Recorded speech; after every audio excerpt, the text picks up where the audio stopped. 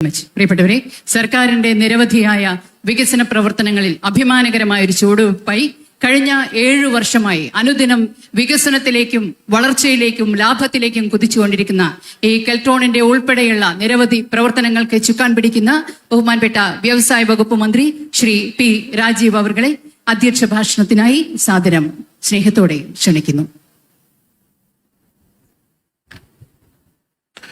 ഏറെ ബഹുമാനായ മുഖ്യമന്ത്രി ശ്രീ പിണറായി വിജയൻ അവർകൾ, ഏറെ പ്രിയങ്കരനായ നമ്മുടെ മുൻ വ്യവസായ വകുപ്പ് മന്ത്രി Shri E P Jayarajan MPG MLA ഉൾപ്പെടെയുള്ള വേദിയിലും സദസ്സിലുമുള്ള ആദരണീയരെ, കെൽട്രോൺ കുടുംബാംഗങ്ങളെ, സുഹൃത്തുക്കളെ, എല്ലാവർക്കും അഭിമാനകരമായ ഒരു സന്ദർഭമാണിത്.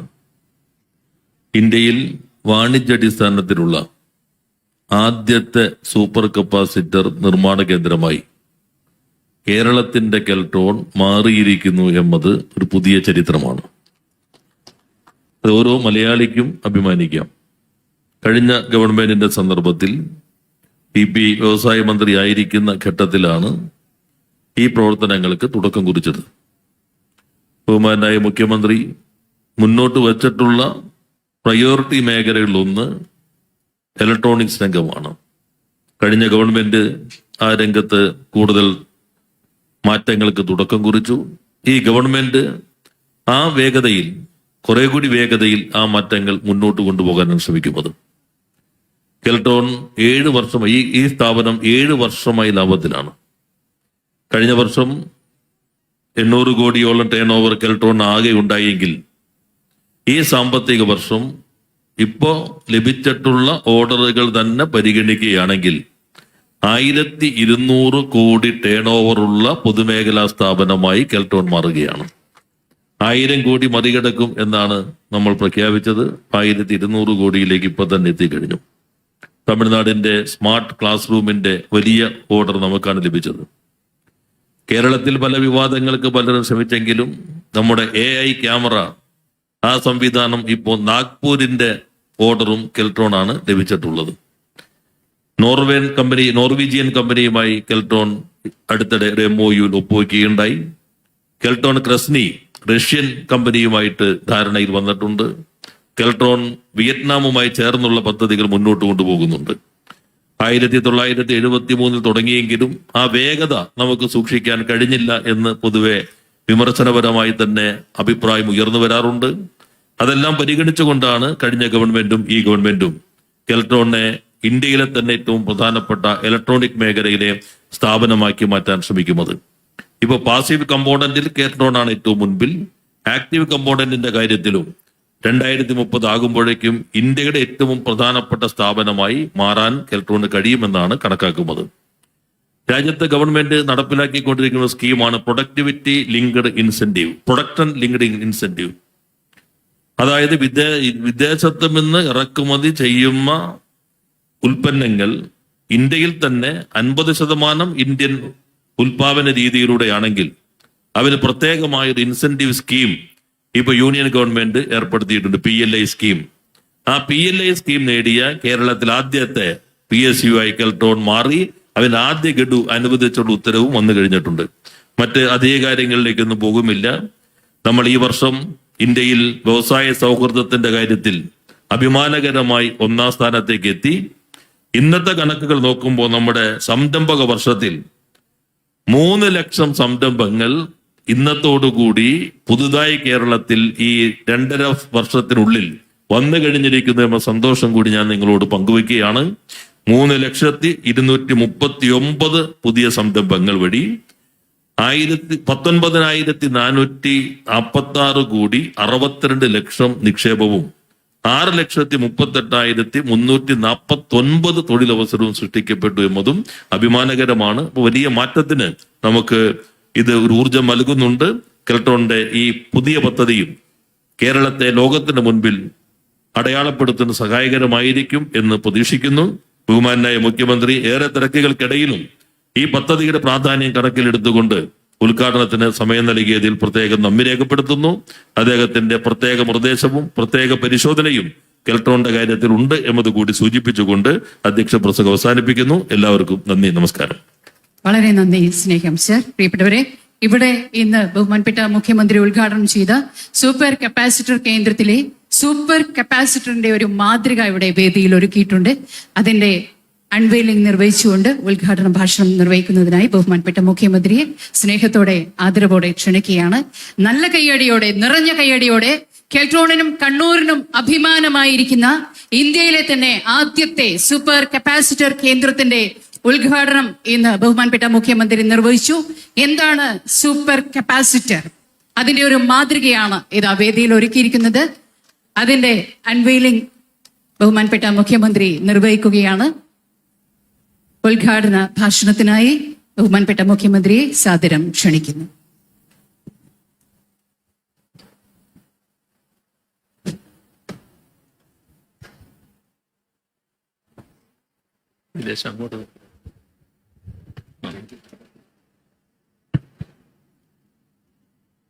സഹോദരി സഹോദരന്മാരെ, വലിയ സന്തോഷം പകരുന്ന ഒരു ചടങ്ങിലാണ് നാം എല്ലാവരും ഇന്നിവിടെ സന്നിഹിതരായിരിക്കുന്നത്. കെൽട്രോൺ കോമ്പണന്റ് കോംപ്ലക്സ് ലിമിറ്റഡിൽ പുതിയ സൂപ്പർ കപ്പാസിറ്റർ ഉൽപാദന കേന്ദ്രം പ്രവർത്തനം ആരംഭിക്കുന്നു. ഇന്ത്യയിലെ ആദ്യത്തെ ഇലക്ട്രോണിക്സ് പ്രൊഡക്ഷൻ കമ്പനിയാണ് കെൽട്രോൺ. ആ കമ്പനി തന്നെയാണ് ഇപ്പോ നമ്മുടെ രാജ്യത്തെ ഇവിടെ നേരത്തെ സൂചിപ്പിച്ചതുപോലെ ആദ്യത്തെ സൂപ്പർ കപ്പാസിറ്റർ ഉൽപാദന കേന്ദ്രം തുടങ്ങുന്നത്. ഇത് എല്ലാവർക്കും അഭിമാനിക്കാവുന്ന കാര്യമാണ്. ഈ ഘട്ടത്തില് കെൽട്രോണിന് തുടക്കം കുറിച്ചവരെ നമുക്ക് സ്മരിക്കാം. സൂപ്പർ കപ്പാസിറ്റർ ഉൽപാദന കേന്ദ്രവുമായി ബന്ധപ്പെട്ട് അതിൻ്റെ കാര്യങ്ങൾക്ക് തുടക്കം കുറിച്ച അന്നത്തെ വ്യവസായ മന്ത്രി ഇ.പി. ജയരാജനും ഇപ്പോൾ ഇതിനെല്ലാം നേതൃത്വം കൊടുത്തുകൊണ്ടിരിക്കുന്ന മന്ത്രി പി. രാജീവും ഇന്നിവിടെ സന്നിഹിതരായിരിക്കുന്നതും സന്തോഷകരമായ കാര്യമാണ്. ഇവിടെ പറഞ്ഞു 73-ൽ കെൽട്രോൺ ആരംഭിച്ചതിനെ കുറിച്ച്. രാജ്യത്താകെയുള്ള പൊതുമേഖലാ സ്ഥാപനങ്ങൾക്ക്, പ്രത്യേകിച്ച് വിവര സാങ്കേതിക വിദ്യയും ഇലക്ട്രോണിക്സുമായി ബന്ധപ്പെട്ട് പ്രവർത്തിക്കുന്നവർക്ക് കെൽട്രോൺ മാതൃകയായി തീർന്നു എന്നതാണ് കഴിഞ്ഞകാല കെൽട്രോണിന്റെ പ്രവർത്തനം പരിശോധിച്ചാൽ കാണാൻ കഴിയും. അവിടം തന്നെയാണ് ഇപ്പോ ഇത്തരമൊരു സൂപ്പർ കപ്പാസിറ്റർ ഉൽപാദന കേന്ദ്രം തുടക്കം കുറിക്കുന്നതിനും കഴിഞ്ഞിരിക്കുന്നത്. നമ്മുടെ സംസ്ഥാനത്തിന് ഇതുപോലുള്ള കാര്യങ്ങളിൽ ഒട്ടേറെ പ്രത്യേകതകളുണ്ട്. കേരളത്തിലെ ആദ്യത്തെ IT പാർക്ക്, രാജ്യത്തെ ആദ്യത്തെ IT പാർക്ക് കേരളത്തിലാണ് ഉണ്ടായത്. അതേപോലെ ആദ്യത്തെ ഗ്രാഫിൻ കേന്ദ്രം ഇവിടെയാണ്. ആദ്യത്തെ ഡിജിറ്റൽ യൂണിവേഴ്സിറ്റി ഇവിടെയാണ് ആരംഭിച്ചത്. ആദ്യത്തെ ഡിജിറ്റൽ സയൻസ് പാർക്കും നമ്മുടെ കേരളത്തിലാണ് തുടക്കം കുറിച്ചത്. ഇപ്പൊ കഴിഞ്ഞ മാസം ഇന്ത്യയിലെ ആദ്യത്തെ ജെൻ AI കോൺക്ലേവ്, അതിനും വേദിയായത് നമ്മുടെ കേരളമാണ്. ഇത്തരത്തിലുള്ള ഒട്ടേറെ ഇടപെടലുകൾ നടത്തുന്ന കേരളത്തിൽ തന്നെയാണ് ഇപ്പോ സൂപ്പർ കപ്പാസിറ്റർ ഉൽപാദന കേന്ദ്രവും ആരംഭിക്കുന്നത്. ഇക്കാര്യത്തിൽ കെൽട്രോണുമായി സഹകരിച്ച ISROയോടുള്ള നന്ദി ഈ അവസരത്തിൽ രേഖപ്പെടുത്തട്ടെ.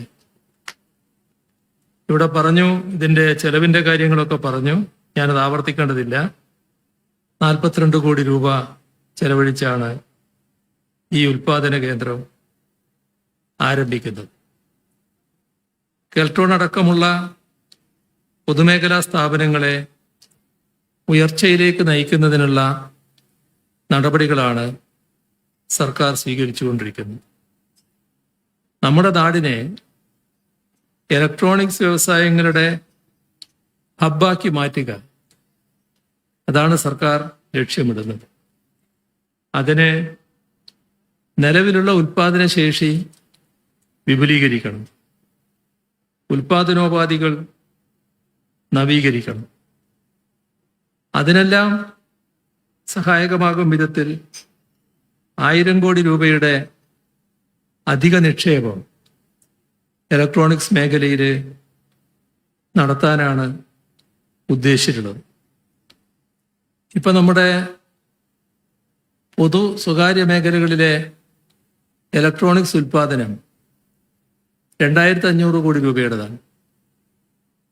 അത് ഹാർഡ്വെയർ ഉൽപാദനം 10,000 കോടി രൂപയായി ഉയർത്താനാണ് ലക്ഷ്യമിടുന്നത്.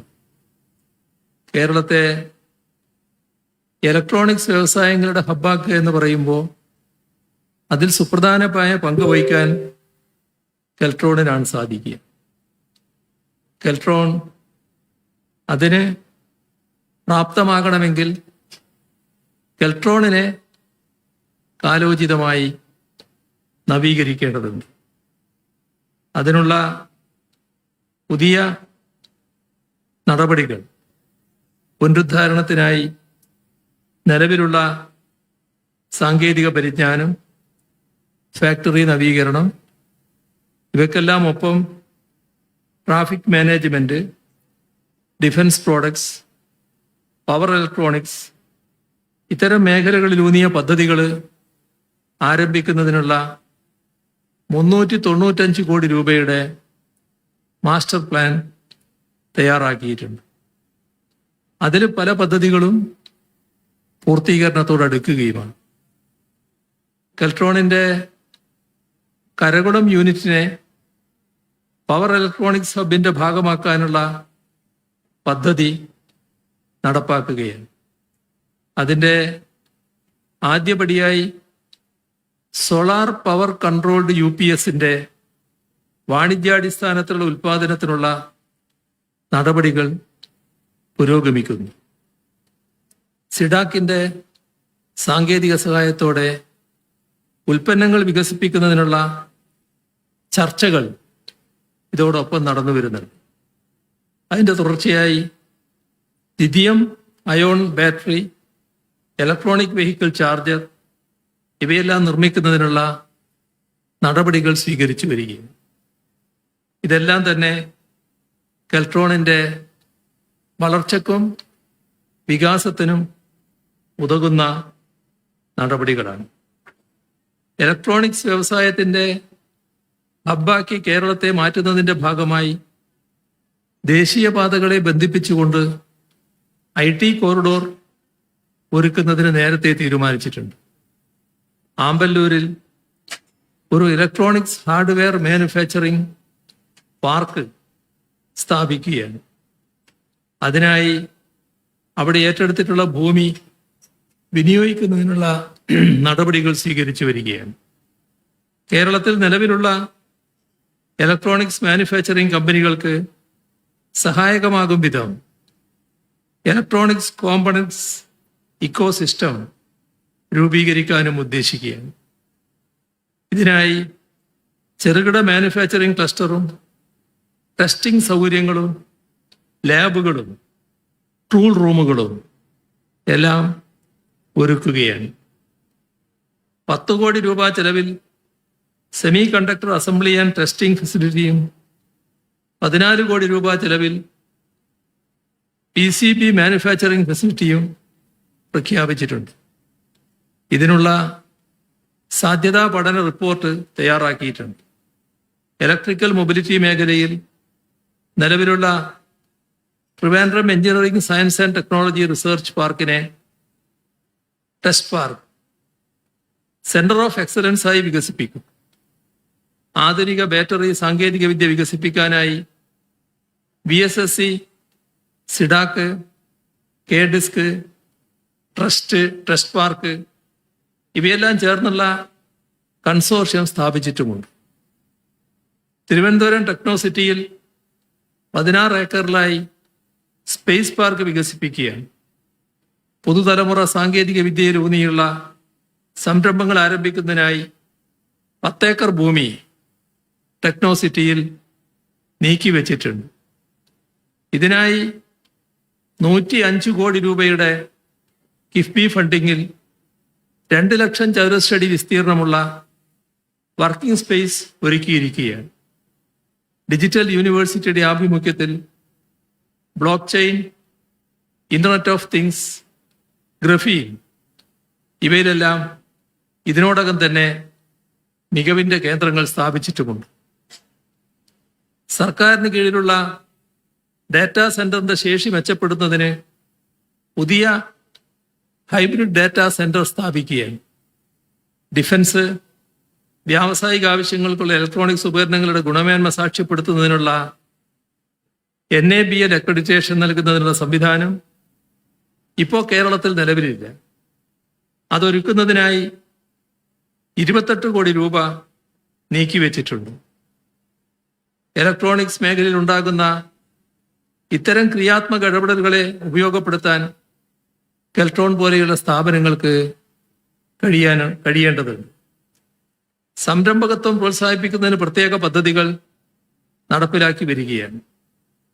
തെരഞ്ഞെടുക്കപ്പെട്ട ചെറിയ സംരംഭങ്ങളെ 1000 കോടി ടേൺ ഓവറുള്ള വലിയ സംരംഭങ്ങളാക്കി മാറ്റുന്നതിനുള്ള സഹായം ലഭ്യമാക്കുന്നുണ്ട്.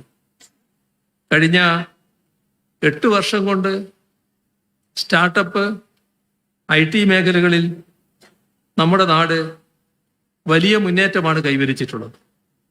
ഇക്കാലയളവിൽ 5000 സ്റ്റാർട്ടപ്പുകളും 510 IT കമ്പനികളുമാണ് പുതുതായി കേരളത്തിൽ പ്രവർത്തനം ആരംഭിച്ചത്.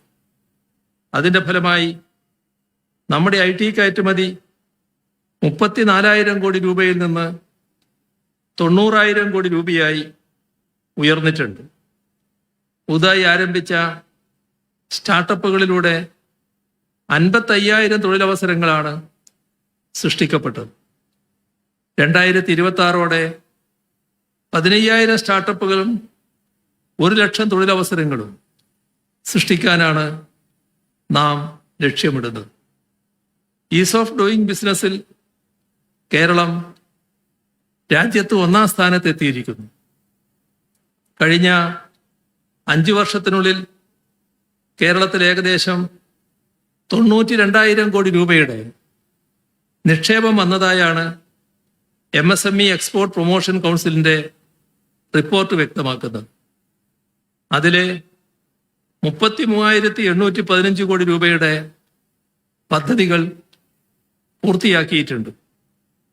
അവ 5 ലക്ഷത്തോളം പുതിയ തൊഴിലവസരങ്ങൾ സൃഷ്ടിക്കുകയും ചെയ്തു. മുടങ്ങിക്കിടന്ന 12,240 കോടി രൂപയുടെ പദ്ധതികൾ പുനരുജ്ജീവിപ്പിക്കാൻ നമുക്കായി. കഴിഞ്ഞ സാമ്പത്തിക വർഷം കേരളം 17.3% വ്യാവസായിക വളർച്ച കൈവരിച്ചതായും ഈ റിപ്പോർട്ട് ചൂണ്ടിക്കാണിക്കുന്നുണ്ട്. വ്യവസായ മേഖലയുടെ വളർച്ചയ്ക്ക് വേണ്ട സാഹചര്യം നാം ഒരുക്കുകയാണ്. അത് സ്വകാര്യ സംരംഭങ്ങൾക്ക് മാത്രമല്ല, പൊതുസംരംഭങ്ങൾക്ക് കൂടി ഉപകരിക്കണമെന്നാണ് സർക്കാർ കാണുന്നത്. അതുകൊണ്ട് തന്നെ പൊതുമേഖലാ സ്ഥാപനങ്ങളെ നവീകരിക്കുകയും സംരക്ഷിക്കുകയും ചെയ്യുന്ന നയമാണ് സംസ്ഥാന സർക്കാർ മുന്നോട്ട് വച്ചിട്ടുള്ളത്. കേന്ദ്ര സർക്കാർ വിൽപ്പനക്ക് വെച്ച സ്ഥാപനങ്ങളെ പോലും ഏറ്റെടുത്ത് അവയെ മികവുറ്റതാക്കാൻ സംസ്ഥാന സർക്കാരിന് കഴിഞ്ഞിട്ടുണ്ട് എന്നത് നമ്മുടെ അനുഭവമാണ്. ഉൽപാദന മേഖലയിൽ എന്ന പോലെ തന്നെ റിസർച്ച് ആൻഡ് ഡെവലപ്മെന്റ് മേഖലയിലും കാര്യക്ഷമമായി ഇടപെടുന്നതിനുള്ള പ്രവർത്തന പരിപാടികൾ രൂപീകരിച്ച് മുന്നോട്ടു പോകാൻ കെൽട്രോണിന് കഴിയണം എന്ന് ഓർമ്മിപ്പിച്ചുകൊണ്ട് ഈ സൂപ്പർ കപ്പാസിറ്റർ നിർമ്മാണ കേന്ദ്രത്തിന്റെ ഔപചാരികമായ ഉദ്ഘാടനം നിറഞ്ഞ സന്തോഷത്തോടെ നിർവഹിച്ചതായി അറിയിച്ചുകൊണ്ട് അവസാനിപ്പിക്കുന്നു. നിങ്ങൾക്ക് എൻ്റെ സ്നേഹാഭിവാദനം. വളരെ വളരെ നന്ദി. സ്നേഹം ശരി. പ്രിയപ്പെട്ടവരെ, നമ്മുടെ കേരളത്തിന് അഭിമാനിക്കാവുന്ന നിരവധി വികസന പ്രവർത്തനങ്ങളാണ് നടപ്പിലാക്കിയതും നടപ്പിലാക്കാൻ പോകുന്നതുമായ നിരവധി വികസന മാതൃകകളാണ് അദ്ദേഹം ഇവിടെ അറിയിച്ചത്. അതിൽ നമ്മൾ വളരെയേറെ സന്തോഷത്തോടെ അഭിമാനത്തോടെ ഇരിക്കുന്ന മുഹൂർത്തമാണിത്. വളരെ വളരെ നന്ദി. സ്നേഹം സർ.